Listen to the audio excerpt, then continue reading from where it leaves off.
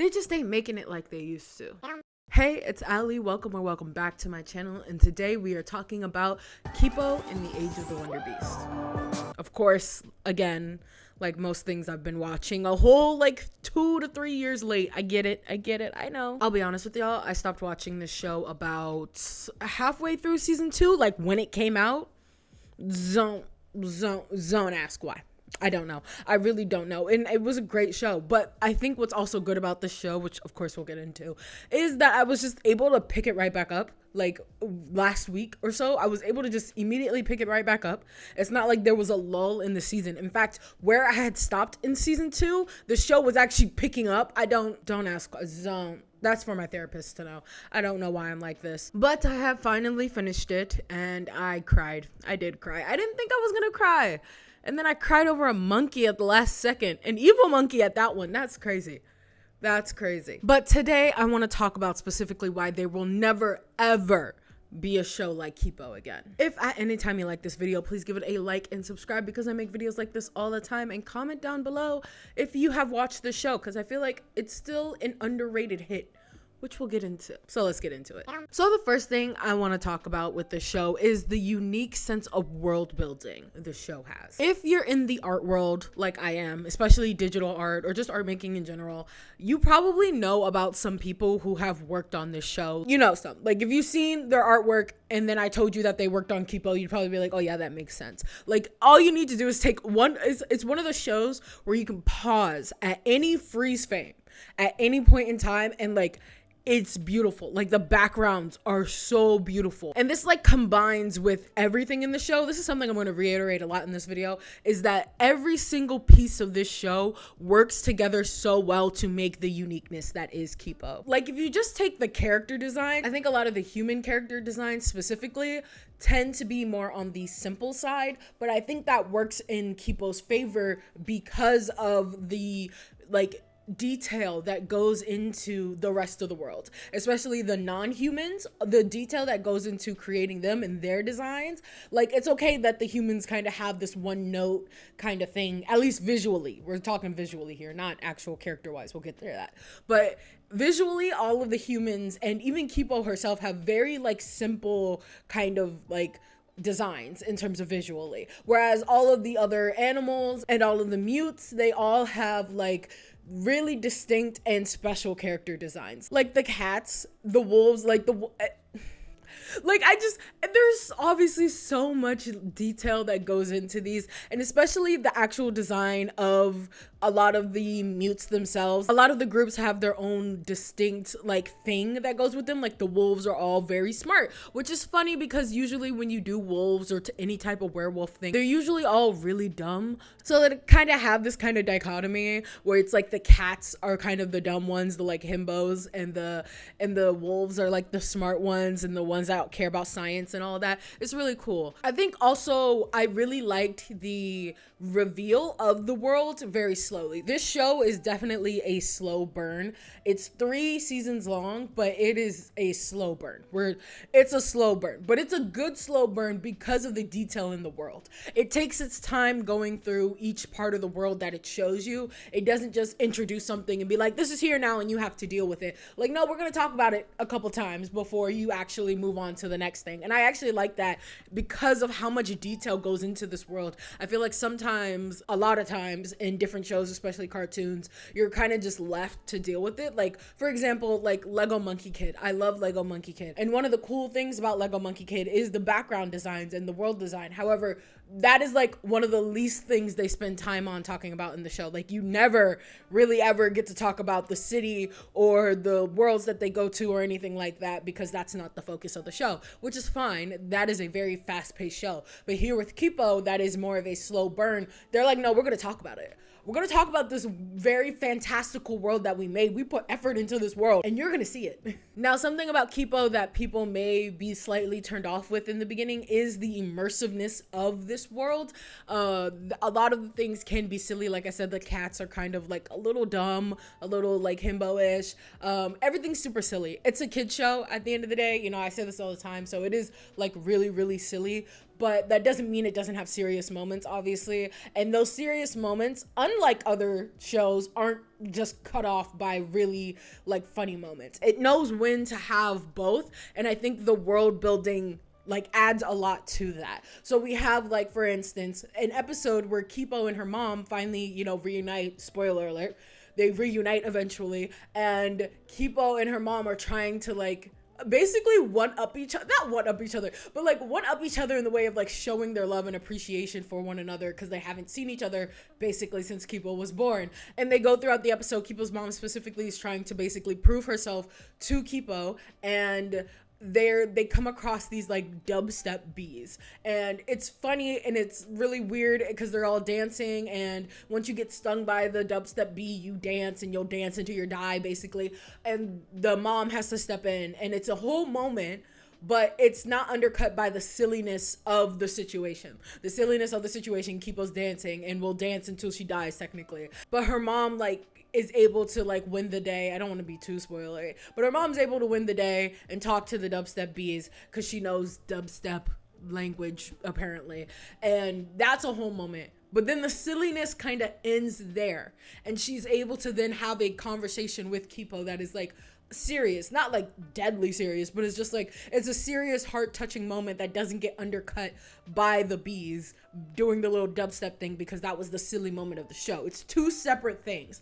and I think you can kind of get lost in that sometimes with these types of things where something is supposed to be really silly, like dubstep bees, but at the same time, it's like we have this serious moment of Kipo and her mom trying to reconcile with each other after not seeing each other for literal years and years. And of course, this is post-apocalyptic, and when I think of post-apocalyptic for kids, like, this is what I'm going to always think of. Like, Kipo has set the precedent for this. I can't think of many post-apocalyptic kid shows, but this one specifically, if I ever hear, oh, it's the post-apocalypse and it's a kid show, I'm immediately going to think of Kipo. Like, Kipo has set this standard for me that I don't think any other show has really set since, like, Adventure Time or Gravity Falls. I also wanted to say, in terms of the post-apocalyptic stuff for kids, I know Adventure Time technically is post-apocalypse, but that's not like discovered until much later in the show, and it's not like the main plot of the show. Like,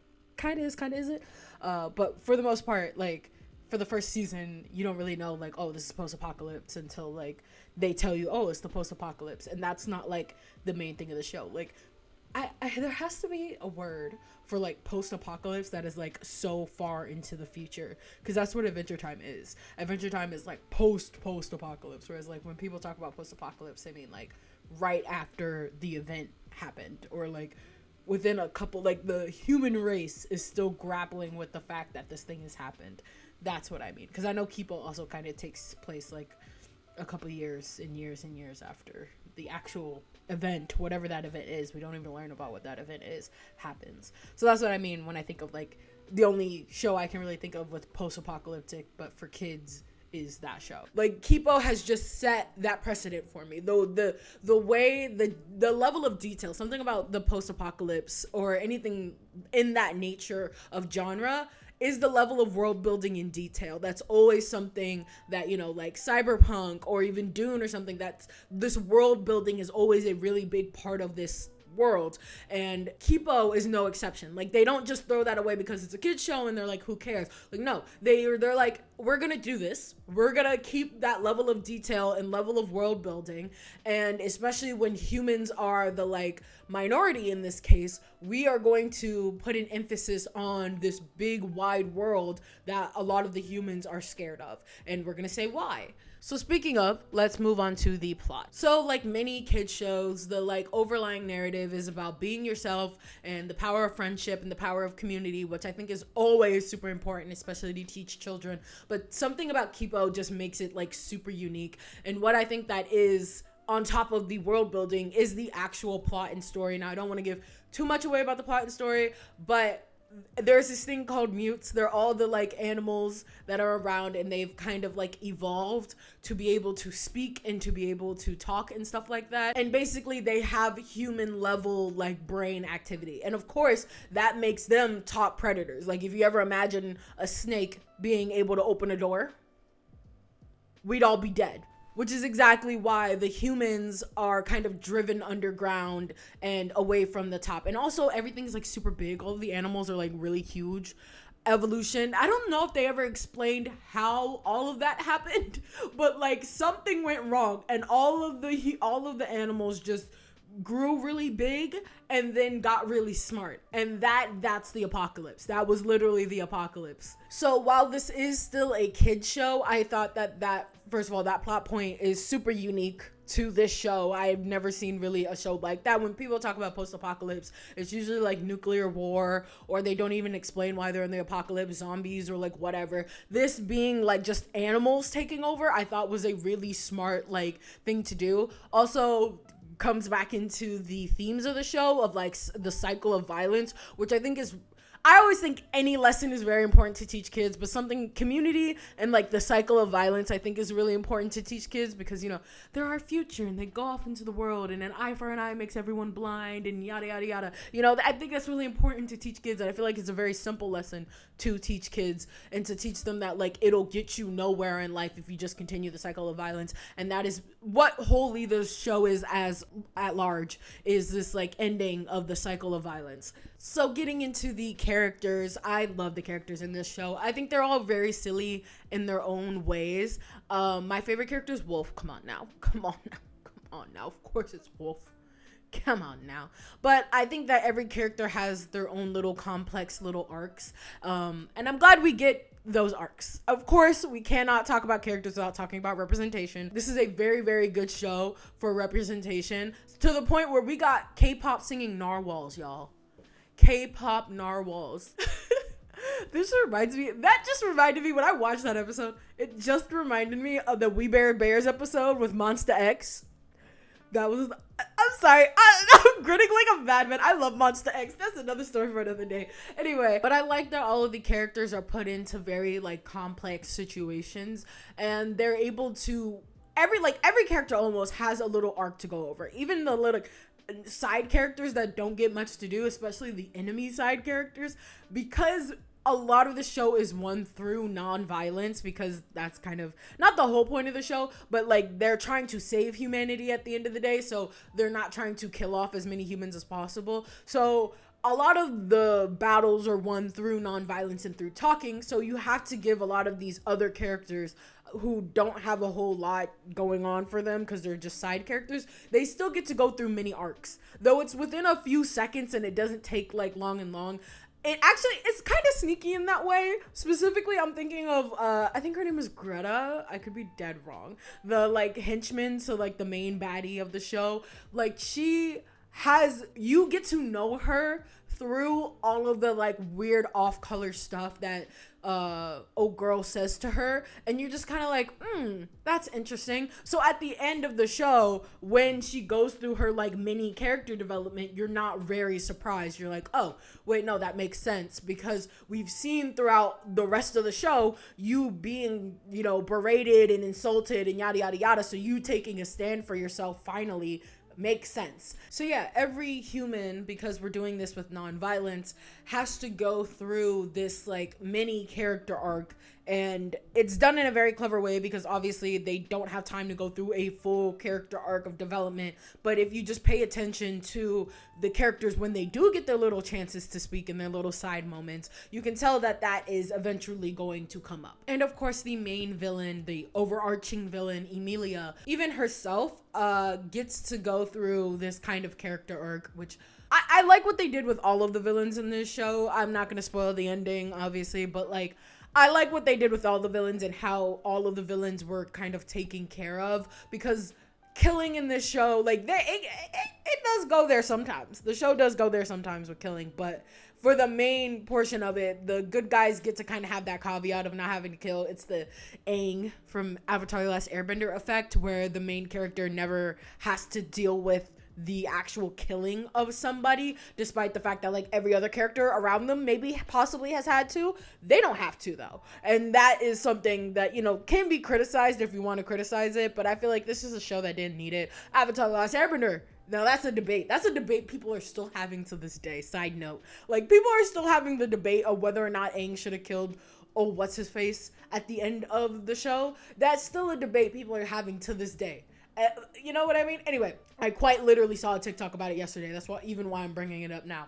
But anyway, so Kipo gets kind of a bypass in that scenario because she doesn't have to actually kill anybody or anything like that. And that is something that can be criticized. It's like, maybe should she have? But the way they dealt with the villains, I think, is like a good alternative instead of just being like, okay, goodbye. You get to leave now. You committed atrocities of war, but you get to just leave and be fine. Like, there was really no way for Emilia, especially the stuff that she has done.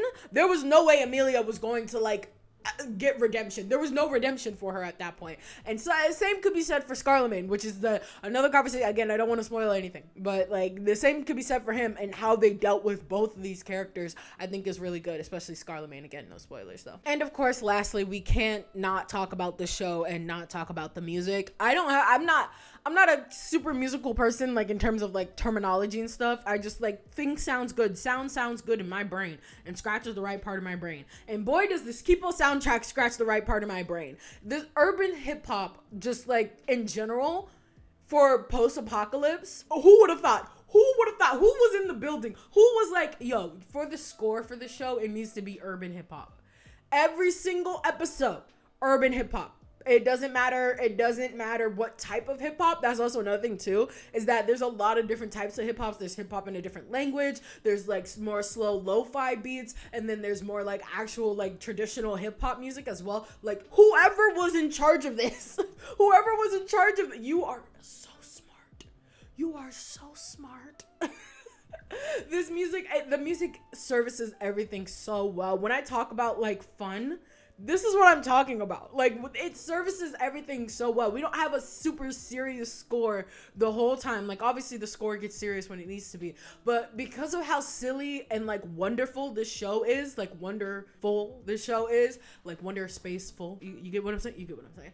Because of that, this show's score needs to match that. And I think urban hip hop just kind of like is the glue that brings everything together with this show. And that's why I think this show overall is just so unique, is because of how every little piece of it works together so well. Like, I could talk about like every show under the sun that does this, but have cemented what makes these shows unique, like Adventure Time, Gravity Falls, Steven Universe, and now Kipo. I put Kipo up there, even though it is so hilariously underrated. Like, Kipo, there's no reason why Kipo shouldn't have been up there with everything else, aside from the fact that it wasn't on cable TV and it wasn't reaching as much people. And it's just because Kipo is just that. There is nothing like Kipo. I can't like recommend Kipo to you and be like, oh, if you liked XYZ, you like this. I could be like, maybe if you like Adventure Time because of the post-apocalyptic weirdness, maybe, but even then, that's like the only things they have in common, and I guess maybe comedy, but even that's different. The level of comedy is different between Adventure Time and Kipo. Like, I can't, like, with Adventure Time, I can't be like, if you like this show, you'll like this show. It's like, I can't do that for Kipo. I can make certain elements of it, but overall, Kipo is just so unique and so harmoniously unique at that you just have to watch it. And that's like one of the main things. Like, if I were to recommend cartoons to people, like, Kipo is one of them. Kipo is so far up there because of just how unique it is. And I think everyone should experience it at least once. So thank you so much for watching. This is a short but sweet one, because Kipo deserves, honestly, its accolades. It deserves everything. And I feel like it is heavily slept on. Heavily slept on. So thank you so much for watching, especially all the way to the end. You are a real one. Coming up, I have another Teenage Mutant Ninja Turtles video, because of course I do. And then OKKO, possibly the Sonic show, if it's good, or if it's horribly bad. I don't think it's going to be horribly bad. And I think that's going to be the end of the year. Oh my God. Happy December. Jesus. Oh God, this year went by so fast. So thank you so much for watching. All of my social medias are linked down below. I make TikToks now. You can come find me on Tumblr, Instagram. I've been posting art, mostly Teenage Mutant Ninja Turtles. And yeah, I will see you in the next episode. Peace.